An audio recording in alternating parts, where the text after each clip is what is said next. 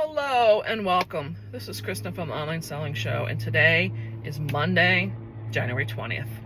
It's a new week here on the channel, and for me, I feel like it's the new year.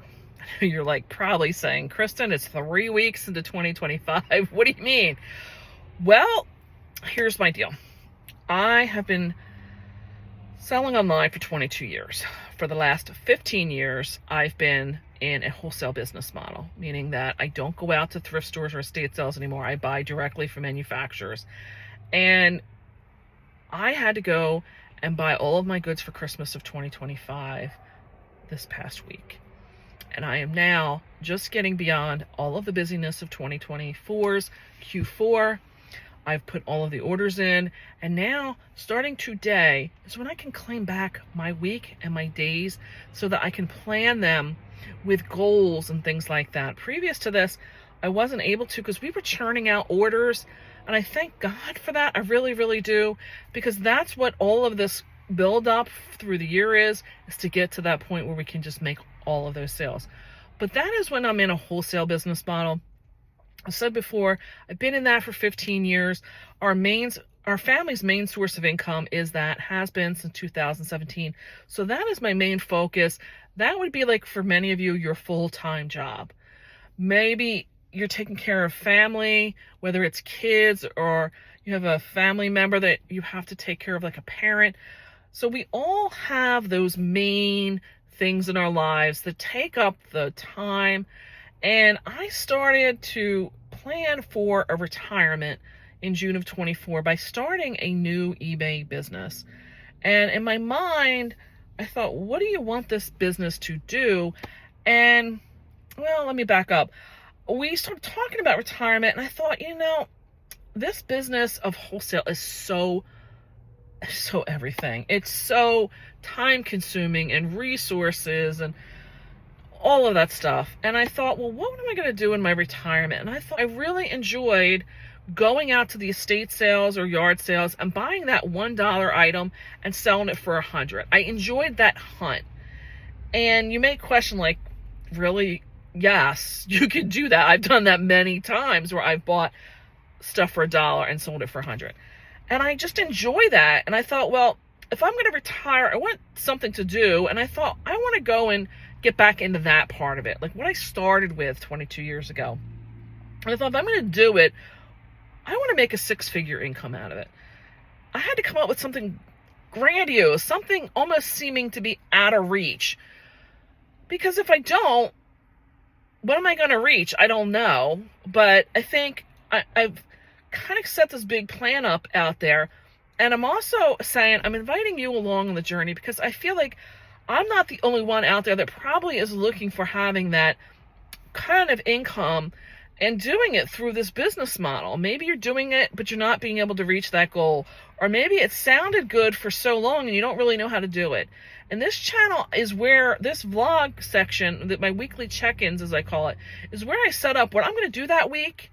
I do a midweek check-in, like, am I getting that stuff done? And then I wrap it up with, what did I get done? So that anybody wanting to question if it can be done, I'm going to have all of this documented along the way that shows, yes, it can be. Those of you that question how I expect it wouldn't be done, because I've been doing it for 22 years, I have to tell you, this is a lot of relearning and having to get back into this type of thing, because I don't necessarily have all the answers anymore, because I've been doing it for so long. In one sense of it, there's so many ways that you can do this business. It's insane how many ways. Everybody has their own journey on this. So having said all of that, I'm going to get back to my statement of why is this a new year? Well, I just mentioned is I got through all the ordering for the Christmas season of 2025. I've been through all of Q4 now. The only thing I have really coming back, and it's going to be something to be addressed for several more weeks, is all those returns are still coming in and will be until probably the first into second week of February. That's just the reality of my life with that. We, being my son, my husband, and I, have spent quite a bit of time talking about how this new eBay store is going to be positioned in our life, what vehicle it's going to be in our life. And I say it as a vehicle because I don't just do it for an X amount of money. It's what I want that money to do for us. And we've talked about what everybody could do or contribute and how their roles could be with this. And my son has convinced me more so than anybody that we, in the wholesale business, have always had 2 storage containers that come in for the overflow of what ordering gets done, because I have a main warehouse and it just never seems to be able to, I just order too much stuff, basically.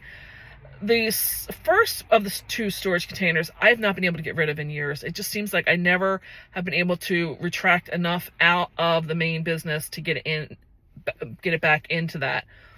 The second storage container, usually by this time of the year, my son is able to go in and do a bunch of condensing and things in the main warehouse that we can retract that goods back into the main warehouse. And he feels he can do that. But we've agreed that this new eBay endeavor is going to take the bill on for that storage container and use it. How I plan to use it, instead of putting goods out into the shed, which we were talking about, I was facing problems where I really wasn't able to just break off the commitments and the things I was doing in the day, the work day, to go and print all those orders and get all those goods out of the basement in a house where we were, because we were all working in the warehouse that is away from our house. And it was just, it sounds so silly. It's there, but it's not.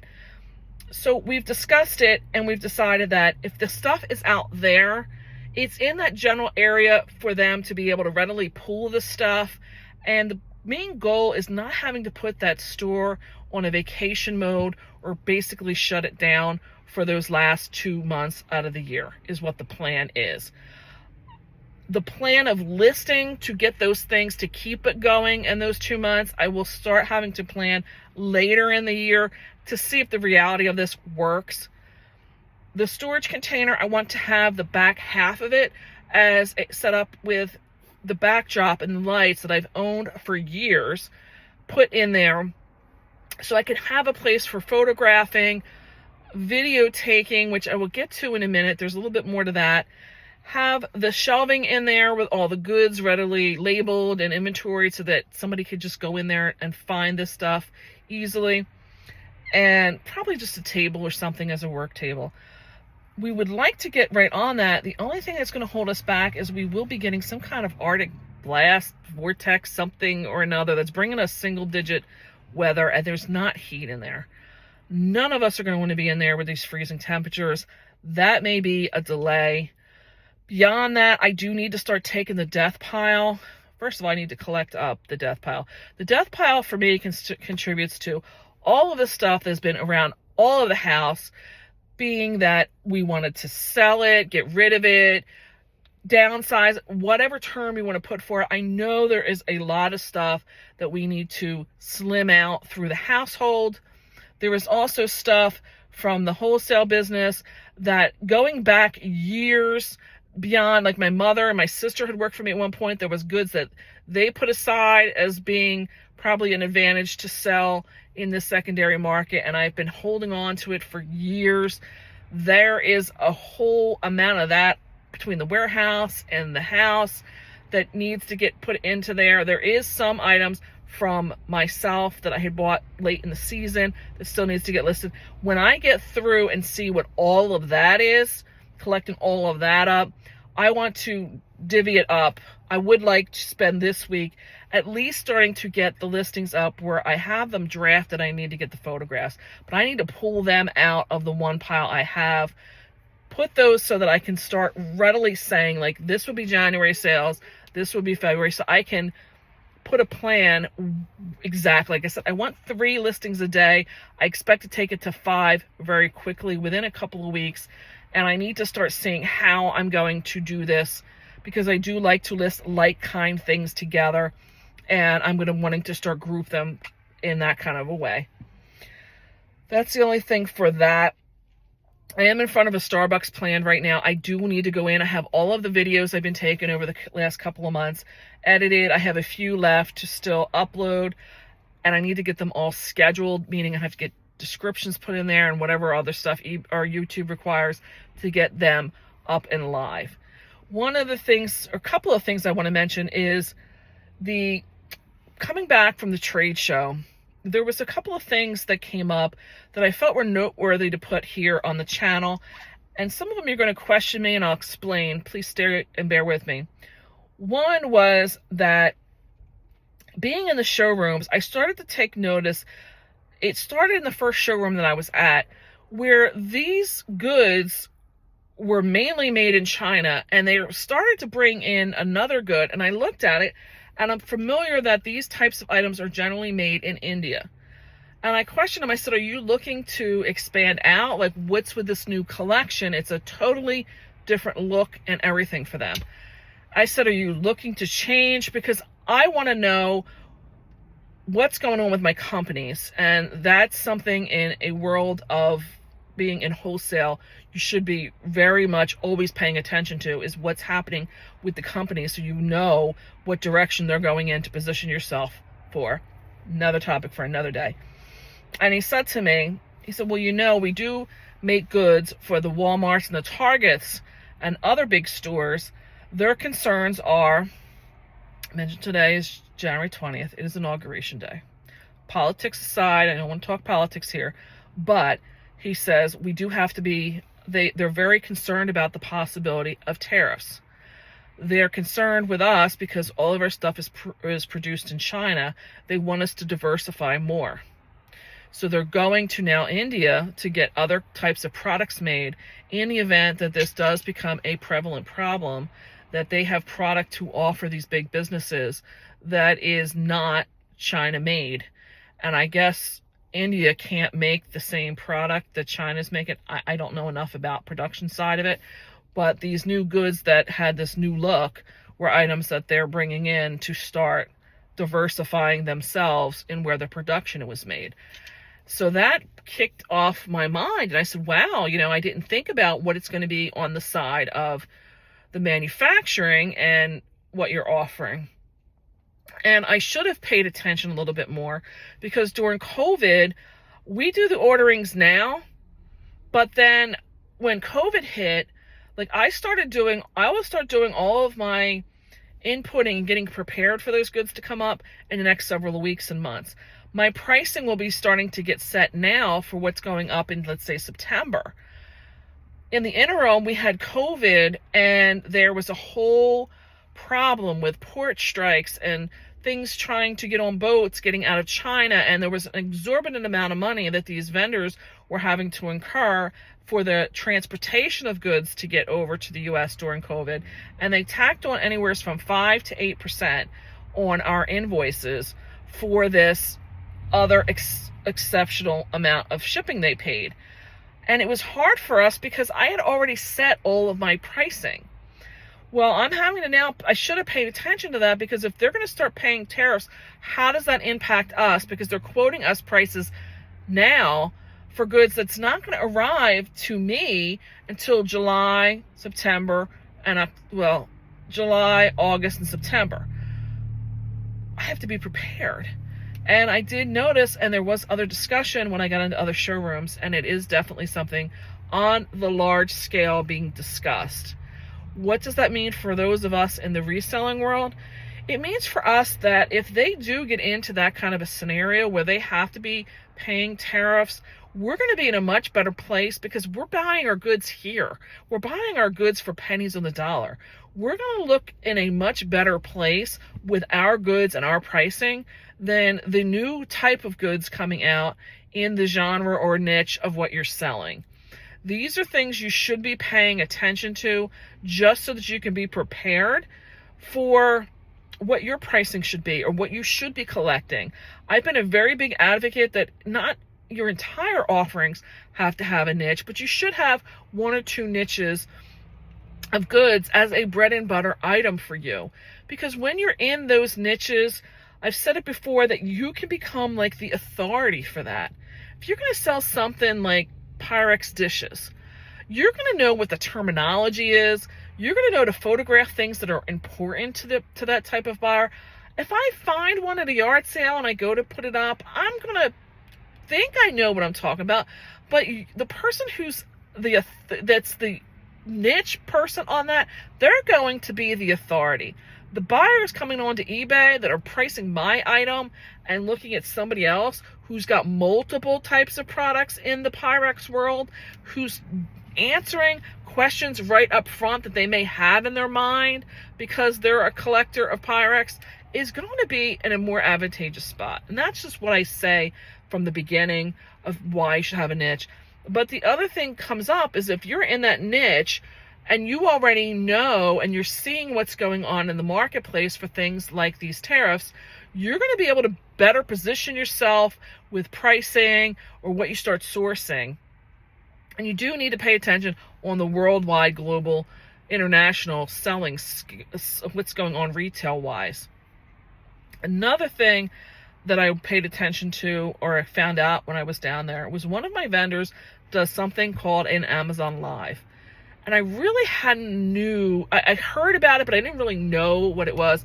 She was actually bringing up their accounts and showing me this halo effect and stuff like this terminology within this world of doing it. And I was blown away, I will tell you. You may again be saying, like, Kristen, what does that mean? I'm going to just say, in the 22 years I've been doing this, since Amazon's been on the world stage in retail, eBay mimics a lot of what they do. Maybe they're already mimicking the Amazon Live. I don't know enough about any of it yet. I'm planning to make this a big thing for me to check out. Maybe Whatnot is that equivalent to it and eBay never comes to it. I'm not going to know how I can take advantage of things like that unless I go and look for that. I will be looking at it most definitely for my new, or not my new, but the wholesale business model. And I will most definitely be seeing where and how it would become of an advantage. But you can't expect that everything you're going to be interested in or learning about will come back to your reselling world. But I'm going to tell you that there's enough times where there's that overlap that it should start to become a way of life for you to want to investigate and be open to hearing about what other people are doing and how they're doing things for your business to thrive too. One of the things I can tell you that I foresee, which is coming back to the setting up the section for photographing is doing the videos, is I foresee that for my crafting channel, by having that set up permanently, I'm going to be more comfortable having some videos of myself on there versus just showing my products. And my wholesale business, I most definitely want to use my YouTube channel for that and start showcasing my products on there more. This particular channel of the Online Selling Show is definitely making me more comfortable with the camera, that I believe I'm going to be really making use of it in my other wholesale business. So these are where I'm saying that doing different things, opening yourself up, will definitely put things out there for you and make it more comfortable, make you more prosperous. I'm going to wrap up this. I've tried to make this video as short as I can. I've redone this video several times and I just keep getting it at this time period. So this is just what it's going to have to be for my vlog this week, for starting this week off. I'm sorry it is so long, but I guess there was just a lot to bring up. The 3 things I'm looking to do this week: get these YouTube channels up, or the videos up and scheduled, get myself some, if I don't have listings up, get themselves pretty well to being ready to go up. And then the 3rd thing is I want to make sure I get all of my stuff in bookkeeping wise, those loose ends tied up, so that next week I really can hit the ground running and getting myself with at least 3 listings. Next week may even be when I start doing the 5 listings a week. I don't know. But this week I feel energized. I'm ready to go. And I'll be back during the midweek and we'll see if I still have this kind of energy by then. See ya. It is Wednesday, January 22nd, and I am here at Starbucks. I am ready to get in and get things off of this week's goal list.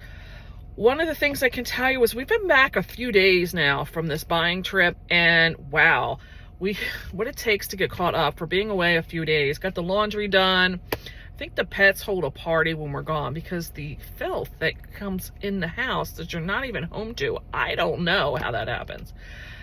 We got the shipping done yesterday. That was the first day because of Martin Luther King that we could get that done.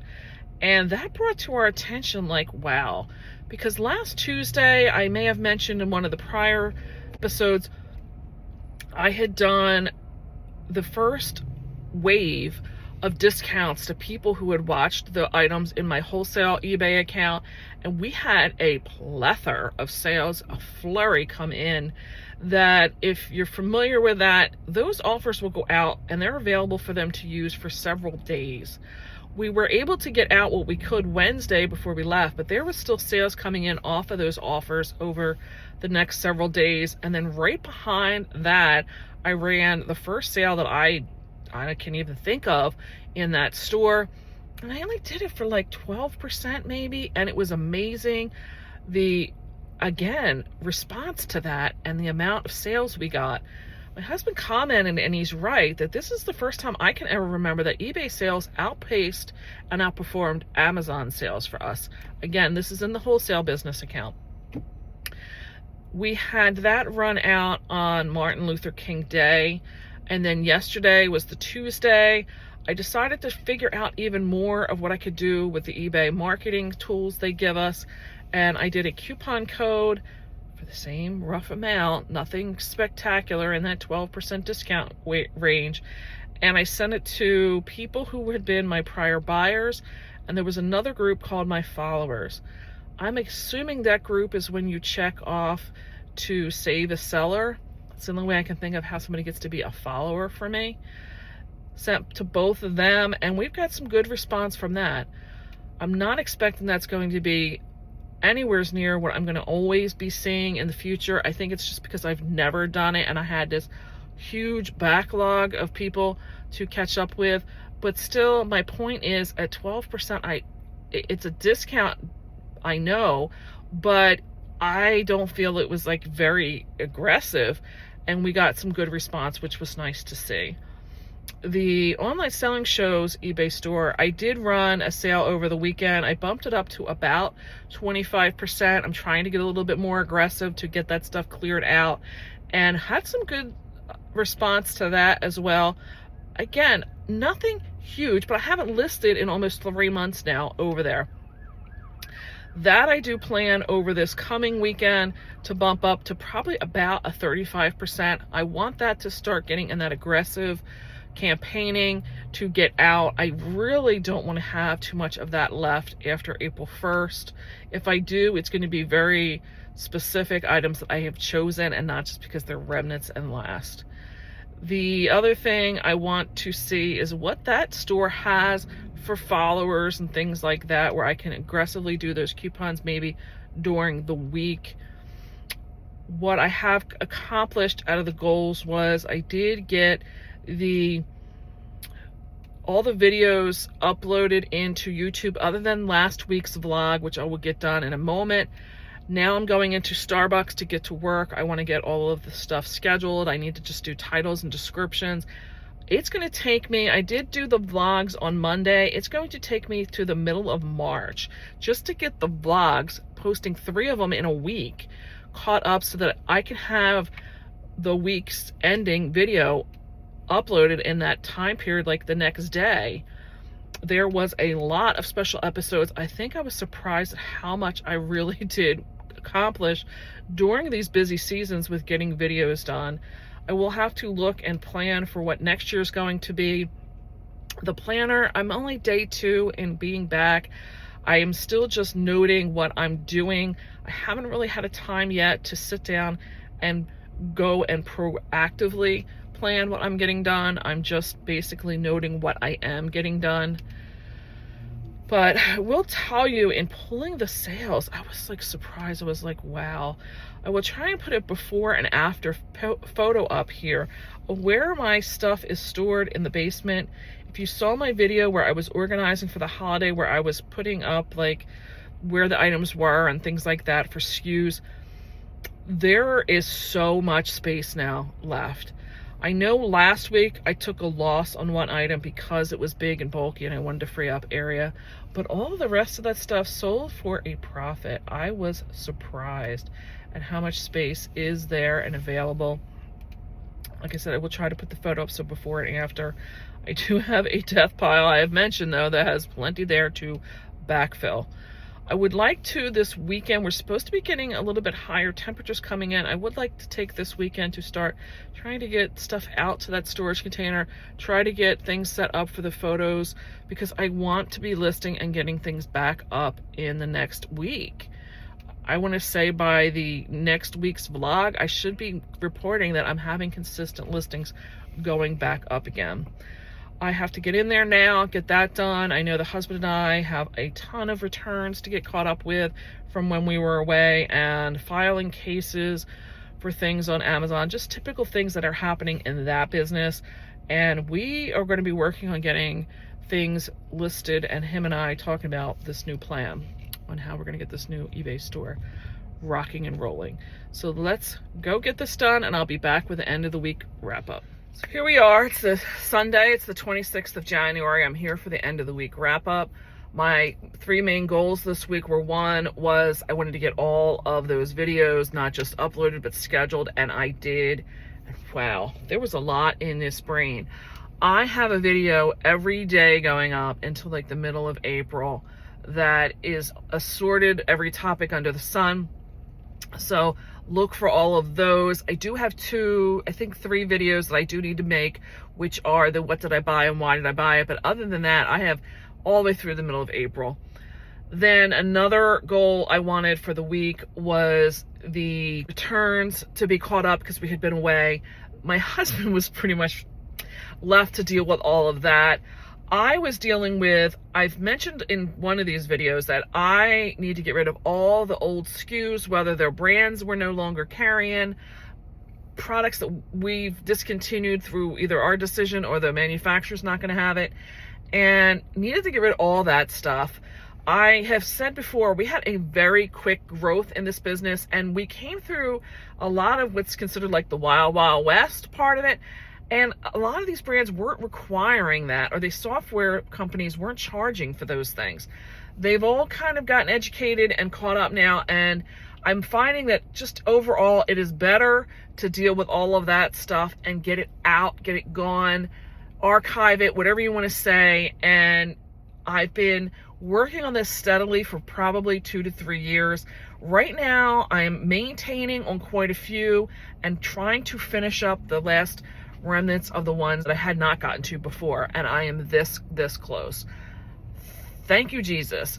I think the only one that I may not be able to deal with in the 24 items to remove is my biggest brand, and I'm not sure if I'm going to get it all done. I want to get into it. The only hesitancy on me with that is I do buy quite a bit of old stock for them, and I want to just check with them first to make sure I don't delete something that I'm going to wind up getting back in. Other than that, the other thing lingering over there is all on Amazon. Amazon's issue is that they had some company in the distant past that came along and was there as one service you could sign up for, and they would file all of these claims on your behalf that you're entitled to reimbursements according to that company. And they would go in and create a flurry of cases on your behalf, and it really caused problems with Amazon and a backlog. They have since now made it where you can't like overwhelm their staff. Basically, the consensus seems to be like 5 days or 5 cases in one day is like the most, or they consider you to be like excessive. I had filed 5 on Tuesday, and I've been waiting to hear what the reimbursement decisions were going to be, and they haven't.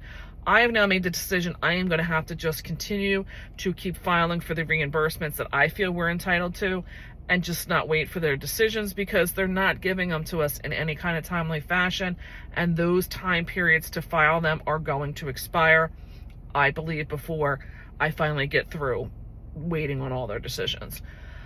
That's the only thing lingering on that. And then the other thing was basically dealing with how we were going to keep sales going, get rid of some of the old stock, and basically just raise revenue. One of the things I mentioned I did do was the coupons and the sale and that type of thing for eBay, and I'll continue to keep maintaining on that. I felt it was successful, but I felt most of the success in that wholesale business was because I've never done it before. I did miss running the sale for this weekend that I wanted to do on both stores. Went for an early dinner and, just wasn't thinking about it. So I'm going to try that in the middle of the week. We'll see how that goes. The Amazon Live that I believe I mentioned was one of the things I learned about when I went for my buying trip. I did do some research on that. You can basically only get it through 3 ways, and I don't remember what the third one was. It didn't apply to me. The other 2 are possibilities. One is if you're like an influencer in their Amazon influencer program, which I have had for years. I just haven't used it. I can do that. Or if you have a brand that's a brand registry, you could do it from your brand. I do believe, because I have one of those as well, that I can do something, but I'm slating that kind of in maybe a March time period, because I want to use that more for the new goods versus the clearance out stuff that I want to get rid of. The clearance out stuff is where I'm kind of feeling really excited, and I'm planning on just doing another episode after this, is learning about, I've been putting some time in the last 2 days learning about this Whatnot app. I know this channel was talking about growing this eBay channel, but there is so many ways I feel that the two can be dovetailed that I'm really excited. And I plan to probably try and do one of my first shows maybe tonight or definitely in this week. And I'll be talking about that more in the beginning of next week's, tomorrow's video and the special episode. For now, I feel I've accomplished everything that I had set out for. We have some sales for this week, so let's go in and see what those numbers are. So we're here to look at the sales for the data from 1/20 of 25 to January 26th of 25. It says we had gross sales of $235 with net sales of $137. The average gross sale is $39.11 with an average net per sale of $22.76. The profit margin was 58%, or the average net profit margin was 61%. Here we go again with yard sales and estate sales, kind of battling out for where my goods were purchased at. Right now I'm only selling on eBay. We have not been buying, we have not been listing. This is just still in that same holding pattern, with the cost of goods being almost $34, with that being $33.97. Marketplace fees were $39.08, and shipping labels was $25.01. I can't tell you I've not shipped everything yet, so some of this will be changing, but we did have 6 sales, and you can see here over the weekend when I was running the sale is where I got the bulk, got nothing on the 22nd or 23rd, and then did receive 2 small ones over this weekend. I did not run a sale this past weekend, and I just kind of forgot. Average time to list is 1 day. That makes no sense because I have nothing to list or no listings that have gone up. We've had 5 months to sell, and you see the rest of this data. Let's get into what the actual items are that sold. All right, we got a mixed bag. I said it's only 6, but it's something, right? The lowest priced item that sold was another one of these cat figures. I told you it has been like printing money from this sale. These have been here for a while. I will go through what each point is in the data, and then in the future I will just go through a specific highlights of each item. This is one of those curio cats that I bought that is from the Franklin Mint. Shows over here that I did purchase these items on August 6th, 2024. It's been listed for 6 months. They're claiming it took 8 days to list. Again, this is going to change based on what information you put in there. They're saying that the time to sell was 5 months. I don't know how that makes sense because today is literally January 27th, and how it took 5 months to sell, but it's been listed for 6 months just doesn't make sense for me. This was purchased, it was a moving sale. I guess I put it in as a yard sale. The purchase price you are reading is correct down here. It was 26 cents based on the amount of stuff I got in there and averaging it out. Moving over here to the top of this.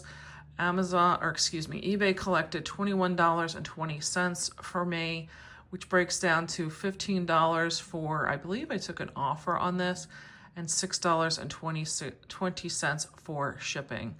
Here again, they're reiterating it took 5 months to sell. There is a 40-cent transaction fee, otherwise termed the fixed final value fee. That is a bank transaction fee for eBay to collect the money from your buyer and deposit it into your account. The final value fee is usually what's known as the commission. On average, it's about 15% of the total value of what they collected, which is the $21.20. The ad fee is saying that I authorized eBay to go out and promote this so that I got better rankings in the keyword searches that some of the buyers were using, and I pay a fee that I have given to eBay as my percentage, and for this particular one, I paid 48 cents. This is one of the 2 items that has not shipped yet, so that is why there is no amount in there. The net return is $17.27. I'm going to expect this is probably going to take about $4 to $5 for shipping. So even if I take $5, it is over $12 in profit.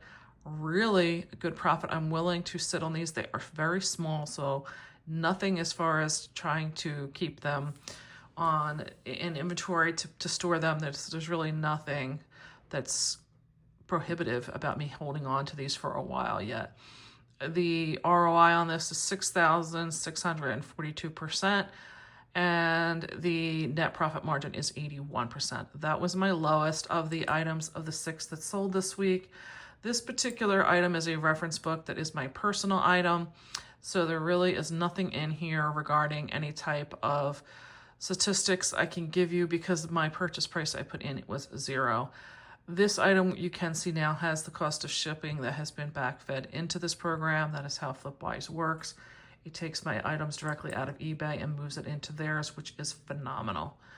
Here is another item that I purchased. These were 5 of these. I wouldn't believe they were probably Shiny Bright. I don't have the name in the title because I don't know that I necessarily saw the name on the caps. Here again, if you look, there's stuff over here on the left. These were purchased at, I believe, an estate sale. I'm still putting yard sale there. I don't remember exactly which one. I paid $1 for those. It did take 3 months to sell. I got $18.50 for them. This was on a weekend sale that they purchased these for. The shipping was $13.20. I believe because I wasn't really sure how big of a box to get these safely to the buyer, so I think I bumped that up a little bit. The actual cost of shipping was $7.81. So in 3 months, I was able to take $1 and turn it into almost $18 for profit. Down here, you're seeing all these listing changes. That is when I've been running assorted sales on these items. That is why you're seeing so many different ones coming in here and being noted. Then the third highest item to sell was this Laurie Mitchell Dr. Love figurine. Kind of figured that some of those Valentine items I bought at the community sale I went to in Lancaster over the summer would start moving. I took an offer of $22 for him, but if you see down here, the price I paid for him was 71 cents. I have been sitting on it for 6 months, but I did buy it at the end of July, so it was not surprising to me that it wasn't going to start selling till January. I did have the ad fee and all in there, and I still, even after that, I don't know why, honestly, the shipping cost was so high on this item that I brought my less than $1 purchase up to almost $27 in a return. I was very happy with that. The number 2 highest selling item were these little Christmas Napco wear. They're vintage, 2 girls. It's one that I bought in an estate sale. This is probably from about the 60s, maybe 1960s. I'm kind of sad to see them go. I was just thinking I was surprised that they hadn't sold yet. I did buy them in October at an estate sale for $12, so I paid more than what most people would say is the average for these types of products. They sold on a weekend sale for $44.39 with a flat $7 shipping fee, and I got back $26.50, pretty much $26.49. I don't think that's bad to take $12 and more than double it and get that back as you're selling. These were cute. These are the kind of items I wish to be sourcing for myself in the future. And the highest selling has a little bit of a funny story with it. I have been sitting on this for a while. This was the first estate sale that I had ever gone to. Says the purchase date was July 13th. I'm going to kind of believe that. I don't know. I thought I went to the community sale in Lancaster before going to this estate sale, but this does say July 13th. So I'm going to run with that. It did take me 7 months to sell it, but you know what? I kind of expected because it is Easter. I am surprised that I was able to get this sold already. I thought it was going to take about another month or so. There was 2 or 3 of these Jim Shore Easter baskets that I picked up.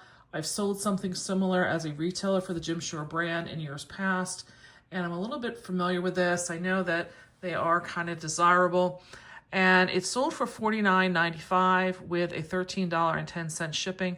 The funny part about this is that on the same day that somebody came in and bought this at full price, I received an offer from somebody willing to pay $42 for it. I was out and about. I was not really paying attention to my phone, and it wasn't until I got home and I was looking and I was ready to answer the person for the $42 that I saw that somebody else separately came in and bought it at the full price. I gotta love that. The item on this I paid was $20. Again, I paid up for this. It wasn't a brand new original box. And even paying up for this and sitting on this for, what was it, 7 months, I got back $32.65. I have yet to ship this item. Even if I spend $12 to ship this, that means I'll be back to my doubling my money. When you look at the cost of this, it's not saying that they're just putting $32.65 in my account. The Flipwise has taken my original price of $20 out of it, and that means even if I pay, like I said, $12 to ship it, I would get back $20.65. So this is my second item to ship out. I am very happy. I know that for some people they would want to do better than that, but for not really having too much advance notice, I went into this sale kind of blind because they did just use like a group shot of all the Jim Shore figures that were there, and I just rolled with it. There is a shop with me video from this sale. It was chock full of Jim Shore and Hallmark items. I really had to just pick this stuff up and move. I have very little left from this sale. I was very happy with it. So that is my sales for the week from January 20th to the 27th, or I guess the 26th, excuse me.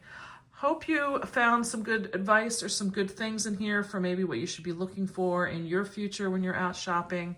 Wasn't a lot, but I wasn't expecting a lot, truthfully, because the store has been on a vacation mode for months and not having current listings going for a while. So I'm going to say bye for now, and we'll catch you next week. Bye.